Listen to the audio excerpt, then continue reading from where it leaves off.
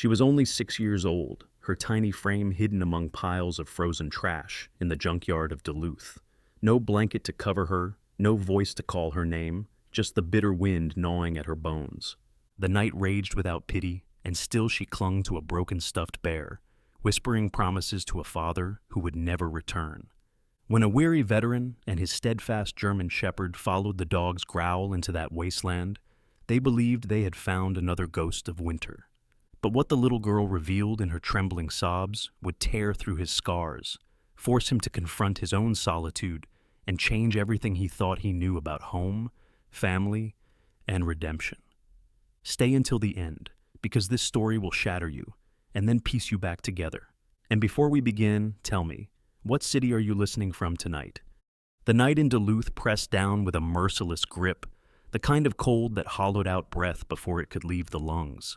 Snow hissed against the rooftops, the wind cut like knives across abandoned streets, and the glow of the moon spilled silver across a world made brittle by frost.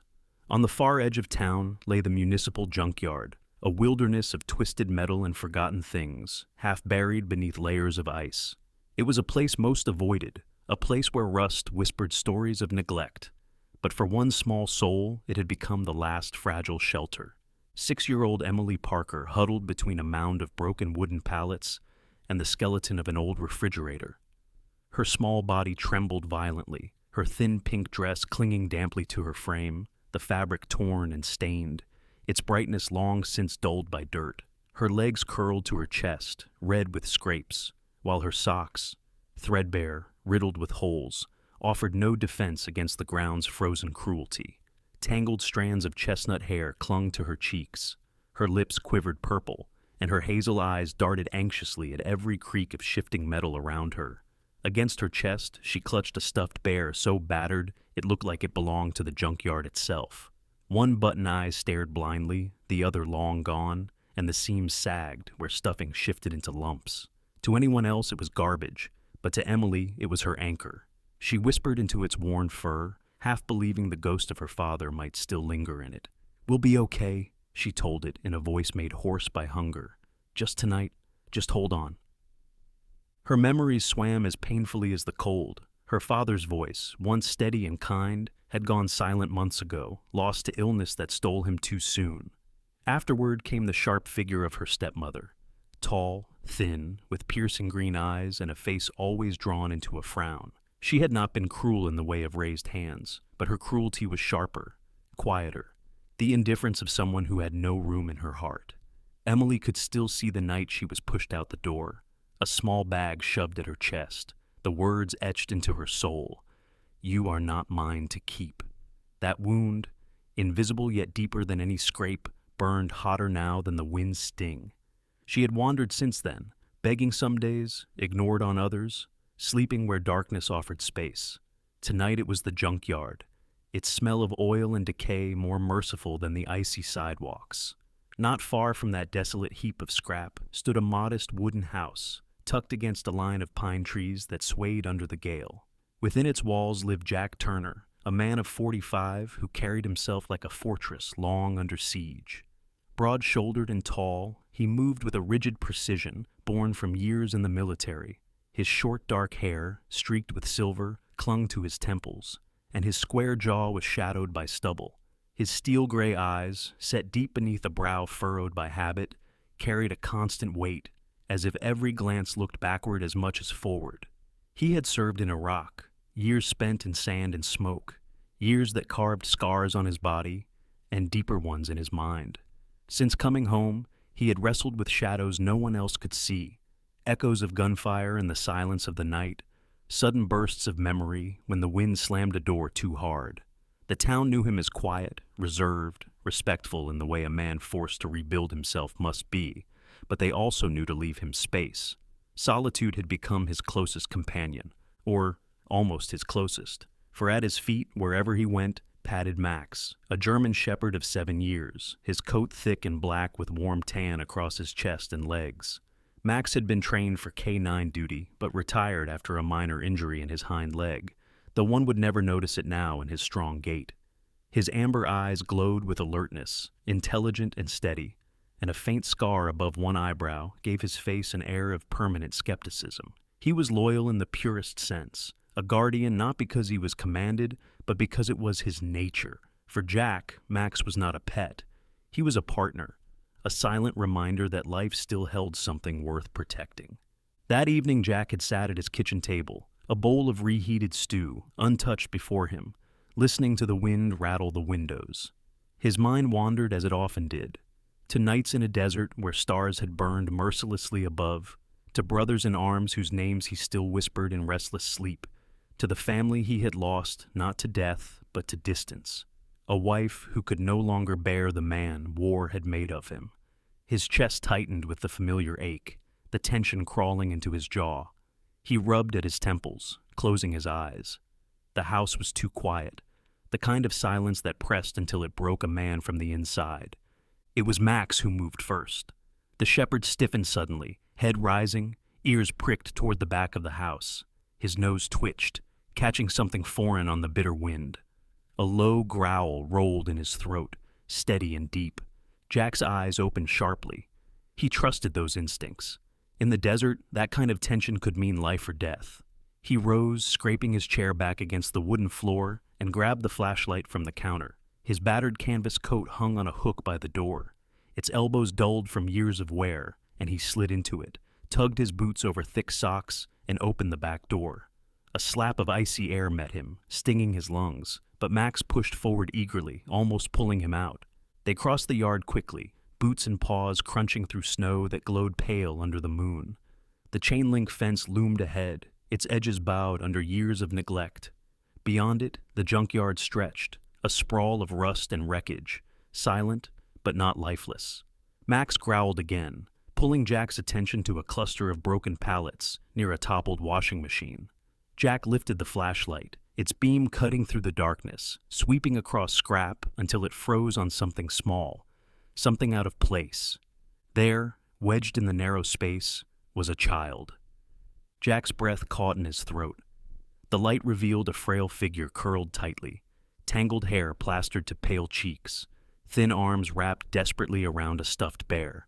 The girl's eyes snapped open at the light, wide and wild, glimmering with both fear and pleading. She looked not much older than 6, her lips trembling, her body shaking with exhaustion and cold. Emily's heart pounded as the beam struck her. She thought for a moment the junkyard had finally betrayed her, that some stranger had come to drag her away. Her arms clutched the bear tighter, her knuckles white. The growl of the German shepherd made her chest seize. Memories of stray dogs snapping at her heels sent her into a panic. She pressed herself deeper into the corner, wishing she could vanish into the snow. But Max did not advance with menace. He lowered himself onto the snow, belly pressed to the ground, ears shifting to a softer angle. His amber eyes locked onto Emily's, not cold, but steady, patient, as if saying, "I see you. I will not harm you." Jack stood above them both, the cold pressing into his bones, but forgotten in the weight of the sight. His mind spun in a storm of recognition and disbelief. He had seen children like this in another country, frightened shadows in war-torn streets, their eyes too large for their small faces. He had not expected to see those same eyes in his own town, not here, not in Duluth. For a moment, all his walls cracked, and he felt something rush through him he hadn't known in years, an ache that was equal parts sorrow and fierce protectiveness. The wind howled around the junkyard, rattling the metal heaps, carrying flakes that stung against Jack's face. The girl's breath puffed quick and shallow. Max's growl subsided into a low hum of vigilance, and Jack slowly lowered the beam of the flashlight, softening its glare. His steel-gray eyes locked onto the child's, and for a long, suspended moment, they only stared at one another. And so it was, on that brutal winter night, that a haunted soldier and his loyal dog discovered a child in the snow, her eyes wide with terror, her body curled in despair. None of them yet knew how much their lives were about to change. Jack Turner remained crouched in the snow, the flashlight trembling slightly in his gloved hand. The child before him did not speak. She only clung to the stuffed bear, her wide hazel eyes fixed on him, as if he were both a threat and a fragile hope. Max stayed low to the ground, amber eyes calm, his tail lying still as though he understood that sudden movements might send the girl running deeper into the shadows of the junkyard. Jack's chest tightened with a weight he could not shake. For a moment he saw another face, a boy in Fallujah, thin arms stretched for food that never came, eyes hollowed by hunger. He shook the memory away, forcing his breath steady. He had left war behind, or so he tried to tell himself. Yet, here it was again, dressed in the shape of a trembling 6-year-old.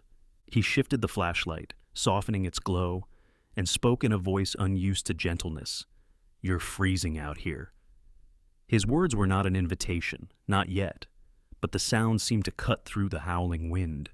Emily blinked, hugging the bear tighter. She said nothing. Jack swallowed against the dry ache in his throat.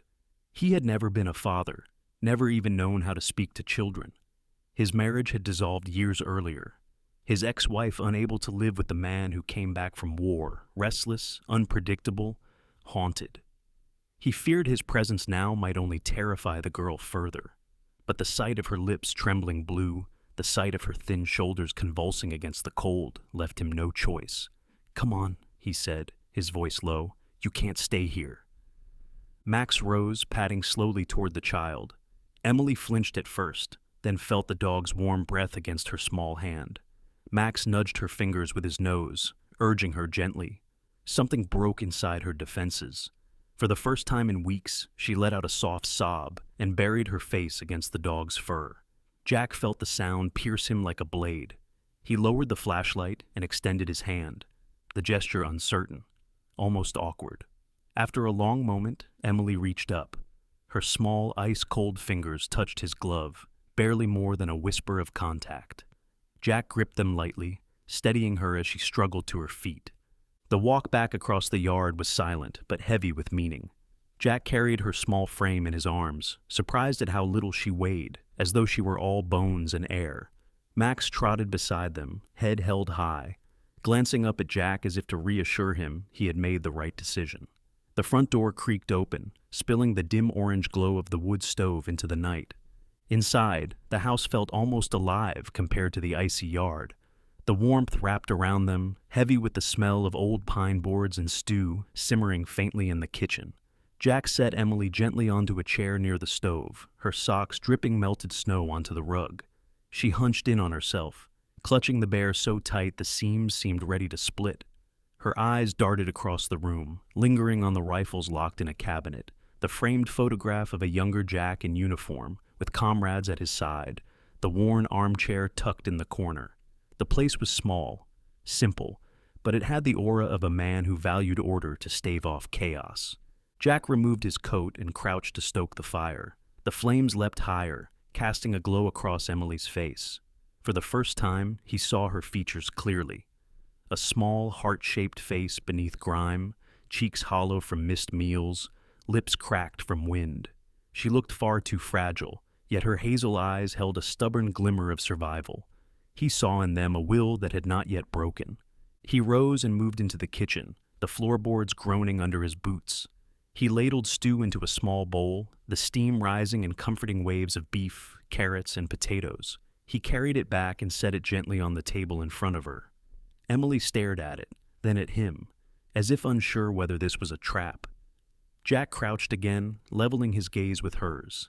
His steel-gray eyes softened despite the deep lines etched around them. "It's just soup," he said, rough voice betraying an edge of vulnerability. "Nothing fancy. Eat while it's warm." Emily's small fingers trembled as she picked up the spoon. She hesitated, then dipped it into the broth and lifted it to her lips. The first sip made her chest hitch. The warmth spread down her throat into her stomach, and tears burst from her eyes before she could stop them. She pressed the back of her hand against her face, ashamed. But the sobs came anyway. Silent at first, then shaking her whole frame. Jack froze, unsure whether to comfort her. His instincts as a soldier screamed at him to act, to fix what was broken. But this was no battlefield. There was no enemy to fight, only a child's grief. It was Max who bridged the silence. The shepherd rose and nudged Emily's arm with his head, then rested his chin on her lap. Emily gasped softly, then let her hand drift into his fur, stroking it with a tentative touch that grew steadier with each pass. She cried into his thick coat, muffling the sound, while Max remained still, patient as stone. Jack's throat tightened. He leaned back on his heels, exhaling through his nose. "At last," Emily whispered, her voice raw and broken. "My mom, she's gone. And my dad, he got sick." Then he didn't wake up. Her eyes brimmed again, but she forced the words through trembling lips. "My stepmother, she said I wasn't hers. She told me to leave." Her fingers clutched the bear until her knuckles whitened. "So I went." Jack felt the words strike him harder than any blow. He thought of his own parents, long gone, but never once having cast him aside. To imagine a child abandoned by the one adult meant to protect her. It made his chest burn with anger and sorrow all at once. He rubbed at the stubble on his jaw, his mind whirling. Protocol told him he should pick up the phone, call the authorities, alert social services. That was the logical thing to do, the responsible thing. But as he watched Emily hunched over the steaming bowl, Max pressed against her side like a shield. He felt something he had not felt in years, the pull of responsibility that came not from duty, but from the heart.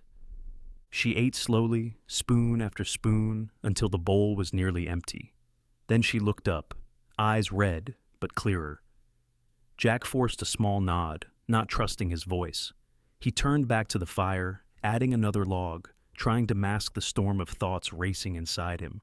He had always lived by rules, military rules, societal rules. But tonight, those rules seemed small against the weight of compassion. As Emily leaned against Max, her eyes drifting closed from exhaustion, Jack sat silently in the chair across from her, staring into the flames. The question gnawed at him, relentless. Should he call the authorities and risk her being swallowed by a system that might not care? Or should he keep her here, just for the night, and accept the risk of stepping outside the lines he had lived within all his life? The fire cracked, sparks flaring upward like fleeting stars, and still Jack could not answer. The second night came heavy with silence, broken only by the moan of the wind against the eaves of Jack Turner's cabin. Inside, the wood stove whispered and cracked, throwing amber light across the walls. Emily Parker sat curled in the corner of the old couch, still in the cardigan Jack had wrapped her in the day before, her stuffed bear pressed tight against her chest. Max lay stretched on the rug before the fire, ears twitching in restless rhythm. Jack watched them both from his chair at the table, his steel-gray eyes fixed on the fire, yet haunted by thoughts that refused to die. He had not slept the night before, not truly. The image of the girl shivering in the junkyard stayed behind his eyelids, burned there like a photograph he could not put away. He had made her soup, given her warmth, but he could not give her answers. He kept asking himself whether it was mercy or mistake to keep her here. His training, his sense of order, told him to call social services. His heart, that scarred and reluctant part of him, whispered otherwise. He rubbed at his jaw, the rough stubble scratching against his palm, and sighed. Max raised his head, sensing the unrest, amber eyes flicking toward the door. It was not long before the dog stiffened, his ears pricked, nose quivering. Then came the low growl, deep and steady, rolling out of his chest like thunder. Jack sat upright, the old soldier in him coming alive in an instant. "What is it, boy?" he murmured. Max didn't look back. His gaze was locked on the back wall, on the direction of the fence that bordered the yard. He rose slowly, muscles taut, hackles bristling, and padded toward the door. Emily stirred on the couch, her hazel eyes wide with alarm. The growl turned sharper. Max pressed his nose to the crack of the door, tail rigid. Jack moved to the window and parted the curtain just enough to peer outside. At first he saw only darkness, snow drifting through the pine branches. Then the beam of the porch light caught movement. A man stood just beyond the fence. The figure was wiry, his frame bent slightly as if years of running and hiding had shaped him into something less than upright. He wore a heavy patched jacket caked with dirt, its collar frayed. His hair was greasy, plastered under a knit cap that sagged over his ears. A beard clung patchily to his jaw, more stubble than growth, and his cheeks were hollow, giving him the look of a man gnawed by hunger or habit. But it was his eyes that froze Jack, small, sharp, and restless, darting about with the nervous energy of a rat cornered. Jack felt his pulse quicken. He had seen those eyes before, in alleys, in interrogation rooms, in the faces of men who preyed on the vulnerable because they themselves had nothing but venom left. He tightened his grip on the curtain. The man didn't move closer, only loitered at the fence, scanning the yard as though searching for something or someone. Behind Jack came the faintest gasp. Emily had slid off the couch, barefoot, her face pale as bone. Her lips trembled, her hazel eyes locked on the shape beyond the window. She shook her head violently, clutching the bear so tightly it seemed strained. "It's him!" she whispered, barely a breath, yet filled with terror. Jack turned. "You know that man?" Emily nodded, her voice breaking. "His name is Earl. Earl Hanley." She swallowed hard, her words tumbling out in shivers. He takes kids like me. He finds them on the streets, makes them beg, makes them steal, and if they don't, he hurts them." Tears welled in her eyes, spilling down her dirt-streaked cheeks. "He used to watch me when I was with other kids, but I ran. I thought I got away." Jack felt the blood surge hot through his veins. He had heard of men like this before, parasites who fed on desperation, who turned the innocent into tools. The military had shown him cruelty on a grand scale. This was cruelty in its rawest, most personal form.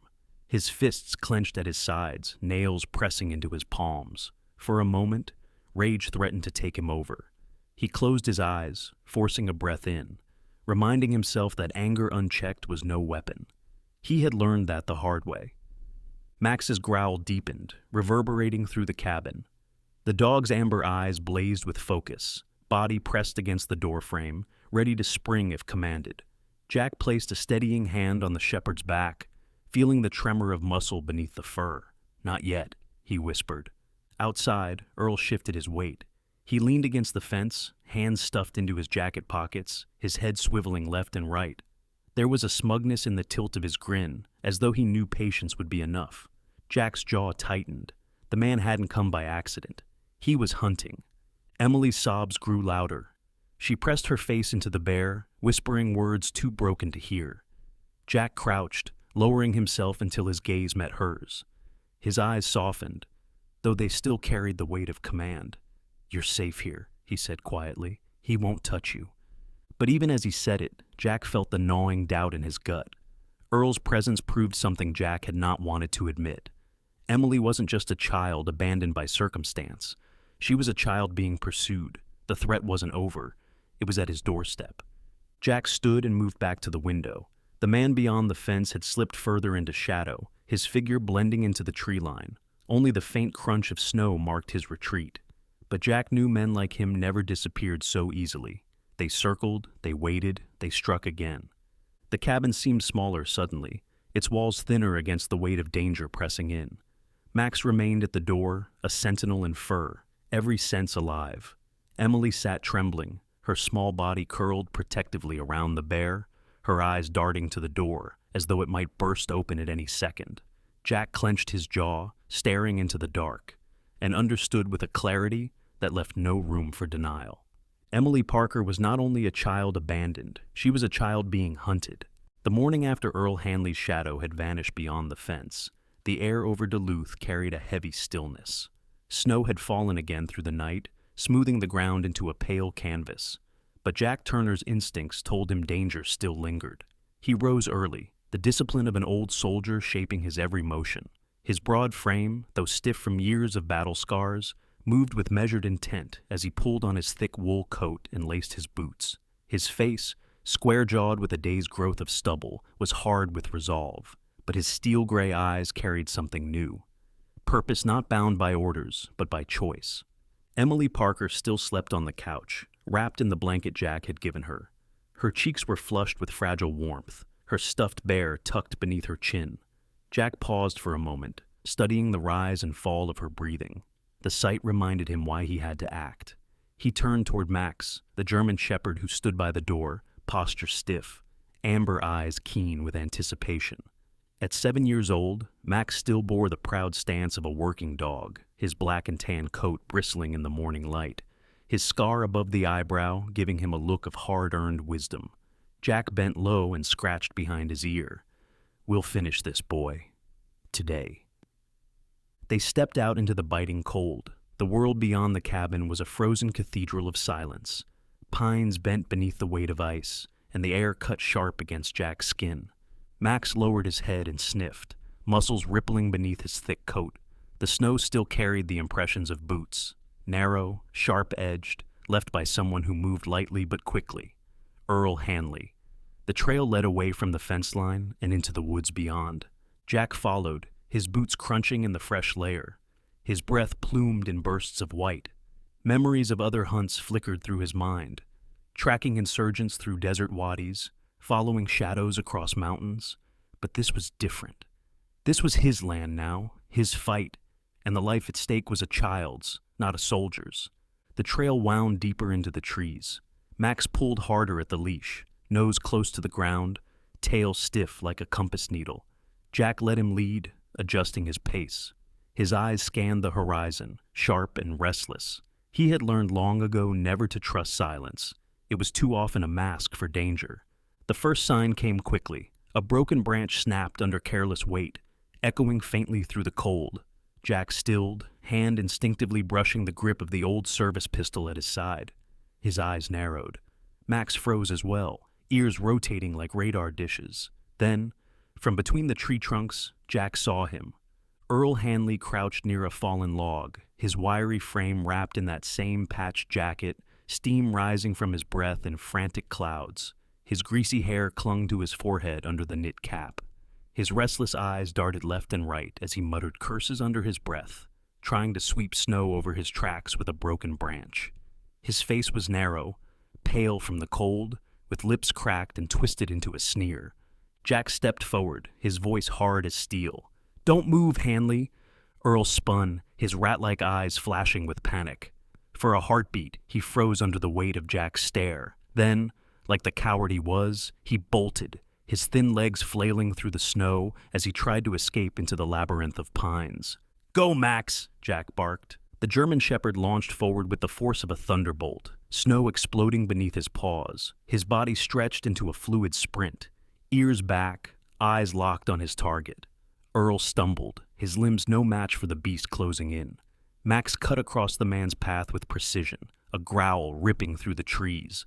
Earl skidded, lost balance, and went down hard, the snow swallowing him with a muffled thud. Max stood over him, teeth bared, a low snarl vibrating through his chest. Earl flailed, trying to back away, but the shepherd's presence pinned him like iron. Jack moved in, his heavy boots pressing deep into the snow. His breath came steady, not rushed. He was no longer chasing an enemy of war. He was bringing down a predator who had chosen to hunt children. Jack pressed a knee into Earl's back and pulled his wrists behind him. The man struggled, his voice high and whining. "This ain't what it looks like. I was just passing through." "Shut it," Jack growled, the cold fury in his voice silencing the excuses. He pulled a pair of old cuffs from his coat pocket.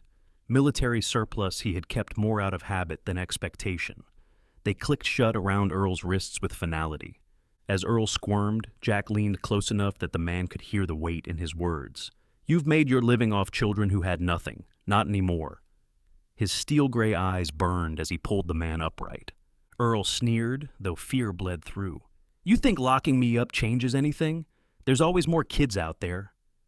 Jack's jaw clenched, but he refused to let the words sink into him. He had faced worse men who thought cruelty was power. They all broke the same in the end. He dragged Earl back through the snow, Max walking at his side, eyes never leaving the prisoner. Back at the cabin, Jack pulled out his old radio, static crackling as he tuned to the Duluth police frequency. He had avoided it for years, distancing himself from institutions, but now necessity overrode solitude. His voice was clipped, precise, the way it had been on the battlefield. "This is Jack Turner. I've detained a man by the name of Earl Hanley, wanted in connection with exploiting minors. I need a unit at my cabin, Pine Ridge Sector, North End." The reply came after a pause. "Copy that, Turner. Hold position. Unit en route." Inside, Emily stirred, woken by the noise. She shuffled toward the door, blanket wrapped around her small shoulders, eyes wide with fear. When she saw Earl slumped in the snow, his arms bound, she froze, trembling. Jack stepped forward, blocking her view with his broad frame. "Stay inside, Emily. He won't touch you again." Max padded over to her, pressing his warm body against her legs, the low rumble in his chest melting into a protective presence. Emily dropped to her knees, burying her face in his fur, sobs shaking her small frame. Jack watched, his throat tightening. For the first time since leaving the battlefield, he felt the fight in his hands was not about orders, medals, or survival. It was about defending a single child's right to safety. When the patrol car finally arrived, its lights flashing muted red and blue against the snowy pines, Jack handed Earl over without ceremony. The officers, men younger and less scarred than him, loaded the prisoner into the back seat. Earl's protests rang thin in the cold morning, meaningless against the iron of justice. As the car pulled away, Jack stood in the yard, his boots planted firm in the snow, Max at his side. Emily peeked from the cabin doorway, her eyes still red from crying but carrying something fragile and new, a flicker of trust. Jack drew in a long breath of cold air. For years, every battle he had fought was dictated by command. But this one, standing here in the snow with a child behind him and a dog at his side, was his choice. And it mattered more than any war he had ever known. The cabin, once a place of silence and echo, began to shift in its atmosphere after Earl's arrest. Jack Turner woke the next morning with the strange sensation that his home, tucked into the snowy outskirts of Duluth, no longer belonged to solitude alone. The air smelled faintly of wood smoke and broth instead of just dust and pine resin. And in the corner of the living room, a small bundle of pink and brown, Emily Parker, was curled beneath an old quilt, her tiny hand clutching the frayed paw of her stuffed bear. Jack stood in the kitchen, tall and broad-shouldered, with his hair graying at the temples and his square jaw roughened by several days of stubble. He had the posture of a man who had been trained never to relax. Yet, as he poured coffee into a chipped mug, his eyes softened when they lingered on the girl. There was still something guarded in him, scars of battles that had stripped away much of his tenderness, but seeing Emily shift in her sleep brought a protective instinct roaring back. Max, the 7-year-old German shepherd, padded across the wooden floor, nails clicking softly. His thick black and tan coat bristled with health, his amber eyes watchful but gentle when they looked at Emily. He settled himself right at the base of the couch, head on his paws, his body curved protectively, as if to remind her that nothing would approach her without first facing him. When Emily finally stirred, her hazel eyes opened slowly, and for a moment, confusion passed across her face, as if she expected the cold ground of a junkyard instead of warmth. She sat up, hair a tangled chestnut mess falling around her pale face. "Good morning," Jack said, his voice deep and rough, though softened with effort. She nodded, clutching her bear tighter, as if needing permission to speak. "Morning." Her voice cracked like brittle ice, unused to safety. That day, Jack drove into town, not for himself, but for her. Duluth streets were quiet under layers of snow, storefronts glowing faintly with Christmas lights despite the gray sky. Inside, Cooper's Outfitters, a small shop run by Maggie Cooper, a kindly woman in her late 50s with silver curls pinned loosely at her shoulders. Jack bought Emily her first set of proper winter clothes. Maggie, round-faced and warm-eyed, fussed over sizes, and smiled at Emily with grandmotherly patience. Emily, shy and hesitant, peeked out from behind Jack's broad coat. Her small voice barely rose above a whisper when Maggie handed her a soft blue sweater and thick boots. "Thank you." Back home, Jack showed Emily how to lace her boots and pulled a knitted cap over her head, his rough hands strangely careful with the task. Max sniffed approvingly and gave a low huff, wagging his tail. Emily giggled, short, uncertain at first, then fuller. The sound startled Jack. It had been years since laughter had lived within these walls. In the evenings, Jack sat at the wooden table with an old book open before him. His voice was gravelly but patient as he pointed to simple words. C-A-T, cat.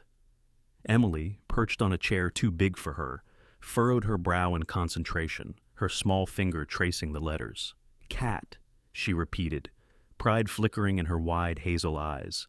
Jack nodded with a faint smile that felt strange on his lips, as though his face had forgotten the shape. Max often rested at her side during these lessons, his head nudging her elbow when she grew frustrated. Once, when she got stuck on a word and tears welled up, Max pushed his nose against her hand until she giggled again, stroking his ears. "He's smarter than me," she said. Jack chuckled, a deep sound from a chest unused to laughter. "He just knows when to help." Over time, Emily's thin cheeks regained some color. Though the shadows of her past clung stubbornly, her voice still faltered when she mentioned her stepmother, and her eyes often darted to the window, as though afraid someone might be watching. She began to trust the rhythms of life inside Jack's cabin. She fed Max scraps under the table, giggling when he licked her fingers. She helped carry firewood in, though her small arms could only manage one log at a time. She sat by the stove, drawing on scraps of paper Jack found in an old drawer, sketching clumsy pictures of houses, trees, and dogs that always looked suspiciously like Max. One evening, after Jack had refilled the stove and Emily was curled on the rug beside Max, her bear under her arm, she spoke with a hesitancy that cut straight into Jack's chest. Do I call you Mr. Turner?" Her voice trembled, her eyes fixed on the flames as though afraid of rejection. Jack's breath caught. He had been many things in life: soldier, veteran, survivor, but never father. He crouched beside her, resting one rough hand gently on her shoulder. "You can call me Jack," he said carefully. But Emily's lips shaped something else. "Daddy?" The word was fragile, half swallowed, but it carried a longing that silenced the cabin. Jack's throat tightened. He didn't correct her. Max shifted closer, resting his head on Emily's lap, and she leaned against him, smiling faintly. For the first time in years, Jack felt the emptiness in his home crack open, filled by the sound of a child's tentative hope. The nights grew less haunted. The cabin, once defined by loneliness, now carried the laughter of a little girl chasing a German shepherd across the floor. Jack found himself placing an extra log on the fire, not just for warmth, but to keep the glow alive for Emily's sake. And when he looked at her, wrapped in new clothes, her cheeks flushed from play, whispering to Max as though he could understand every word, he realized his life had shifted. He was no longer living just for himself. He was living for her, too. The morning broke pale and cold, the sun struggling to climb over the horizon, its light turning the snow into sheets of muted silver. Jack Turner stood in the small kitchen of his cabin, adjusting the collar of his worn brown coat. His reflection in the frosted window showed the face of a man hardened by war and solitude, lines carved deep around steel-gray eyes. Yet this morning, there was something different in his expression, tension mixed with hope. Today was Emily Parker's first day at school. Emily sat at the table, her small frame wrapped in the blue sweater Jack had bought her, a new backpack resting on the chair beside her. Her chestnut hair, brushed as best as Jack could manage, fell in soft tangles around her pale cheeks. She clutched her stuffed bear in one hand, her hazel eyes fixed anxiously on the steaming bowl of oatmeal Jack had set before her. She stirred the spoon in slow circles, too nervous to eat. Max, the 7-year-old German shepherd, lay at her feet, tail brushing the floor rhythmically, sensing the weight of the day.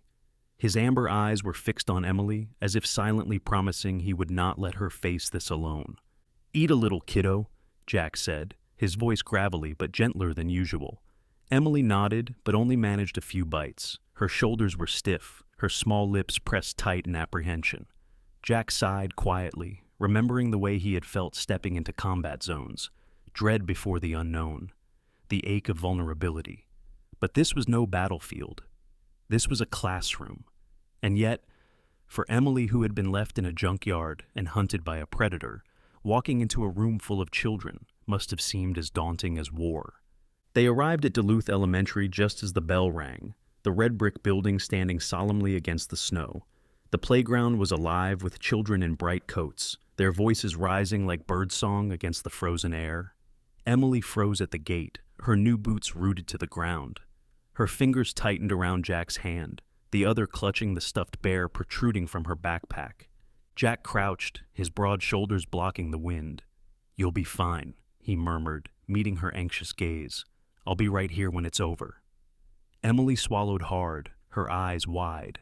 She glanced toward the fence, where Max stood on the other side, tail wagging slowly, ears pricked forward. He barked once, short, encouraging. Emily's lips twitched into the faintest smile. She nodded and took a step forward. At the school's front doors, they were greeted by Caroline Foster, Emily's new teacher. Caroline was in her early 30s, tall and slender, with auburn hair tied neatly in a bun. Her green eyes radiated warmth, but there was a quiet strength in her posture that came from years of guiding children through hardship. She bent slightly to Emily's height, her long wool skirt brushing the snow. "Hello, Emily. I'm Miss Foster," she said gently. "We're so happy to have you." Emily pressed closer to Jack's leg, hiding half her face. Caroline didn't push. She simply smiled and extended her hand, waiting. Slowly, Emily lifted her own, small and trembling, and let it rest in the teacher's palm.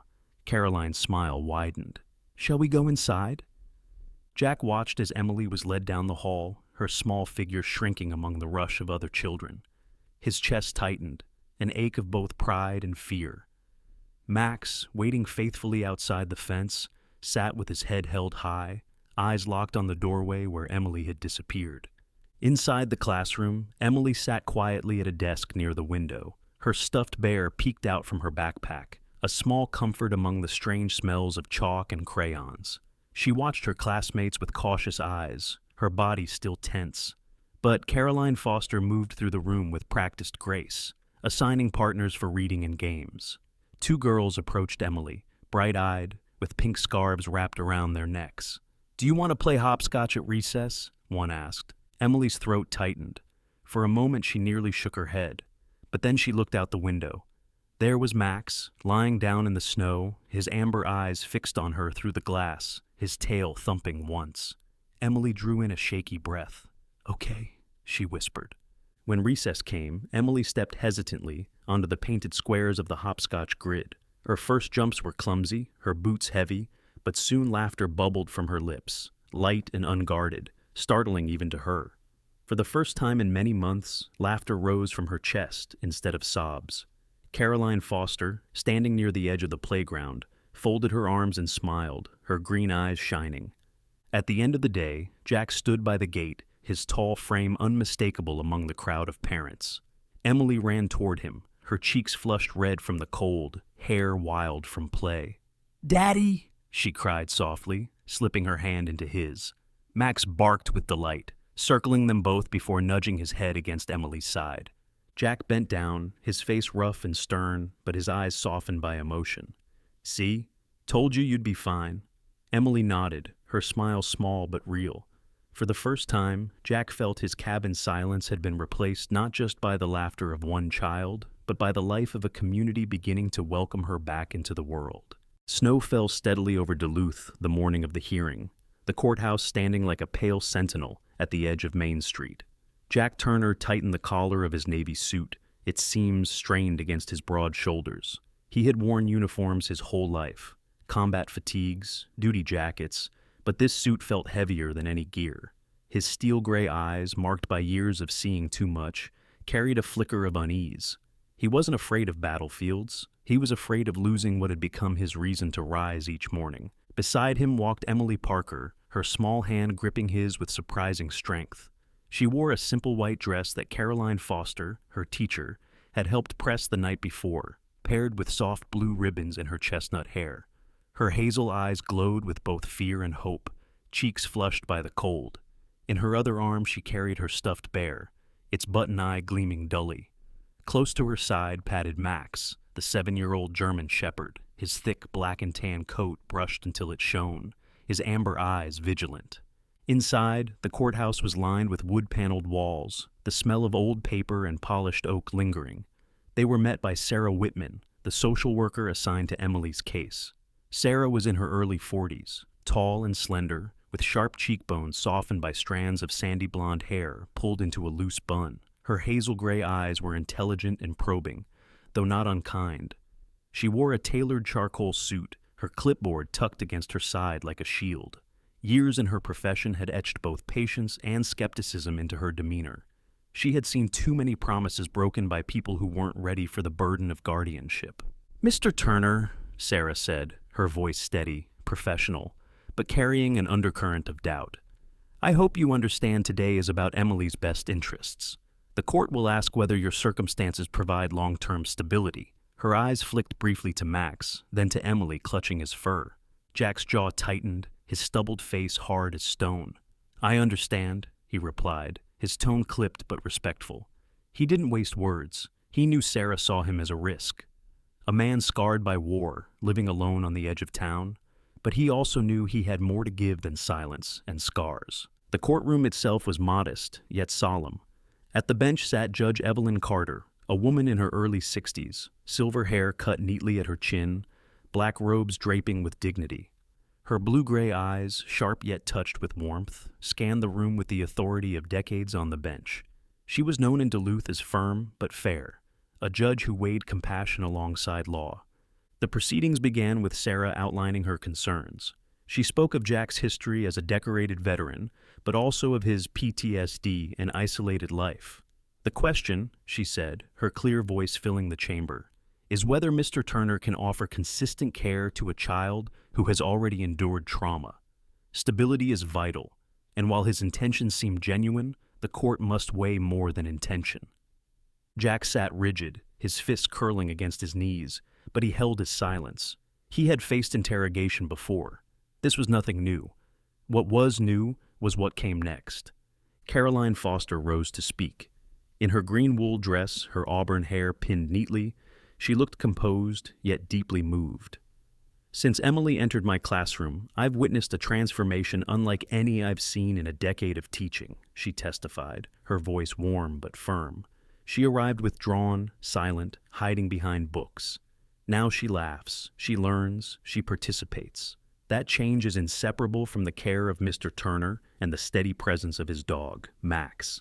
In my professional judgment, she has found safety. Next came Tom Walker, Jack's neighbor, a retired mechanic in his 60s. His back stooped slightly, his hands scarred and calloused, but his gray eyes were unwavering. That cabin of his used to echo with silence, Tom said gruffly. Now I hear a girl's laughter across the snow. That man may not say much, but I've seen the way he looks after her. You don't fake that kind of care. Even Mike Dawson, Jack's former partner from his police volunteer days, took the stand. Broad-shouldered with a peppered beard, Mike's voice carried the weight of years. Jack Turner is the man I'd trust with my life. If he says he'll protect that girl, then that's exactly what he'll do. Finally, Judge Carter looked down from the bench. "Emily Parker," she said gently, "would you like to speak?" The room hushed. Emily slid off her chair, her small shoes clicking softly on the polished floor. She walked forward, Max following close, his tail swishing in slow arcs. Emily stopped in front of the bench, her hazel eyes shimmering. She clutched Max's fur with one hand and her bear with the other. Her lips trembled, but she raised her voice just enough. "Please," she said, tears slipping down her cheeks. "Don't make me go. I've already lost my mom and dad. My stepmom didn't want me. But here," she pressed her face into Max's fur for a moment before lifting it again. "I have a home. I laugh now. I sleep without being scared. Jack and Max, they're my family. Please don't take that away." The words, fragile and trembling, carried more power than any testimony. Caroline wiped her eyes discreetly. Tom coughed to hide the crack in his voice. Even Sarah Whitman's professional mask softened, her hazel gray eyes clouded with emotion. Judge Carter leaned back, her silver hair gleaming under the lights. Silence filled the chamber as she weighed the testimonies. Finally, she leaned forward, her voice steady but touched with warmth. This court recognizes that family is not always bound by blood, but by choice, by devotion, and by love. Mr. Turner has shown he can provide stability, protection, and care. Therefore, it is the ruling of this court that Jack Turner is granted guardianship of Emily Parker. For a moment, the room seemed to exhale. Emily burst into tears, running back to Jack, who bent and scooped her into his arms. His square jaw trembled as he whispered, "You're home, kiddo." Max pressed against them both, his bark echoing like triumph. When they stepped outside, snow was still falling, blanketing Duluth in silence. 3 figures emerged from the courthouse doors. A battle-worn veteran, a little girl clutching her bear, and a loyal German shepherd. For the first time, they were not fragments trying to survive. They were a family. Sometimes, God's miracles don't arrive in thunder or lightning. They arrive quietly, in the bark of a loyal dog, in the courage of a child who refuses to give up, and in the heart of a soldier who chooses love over loneliness.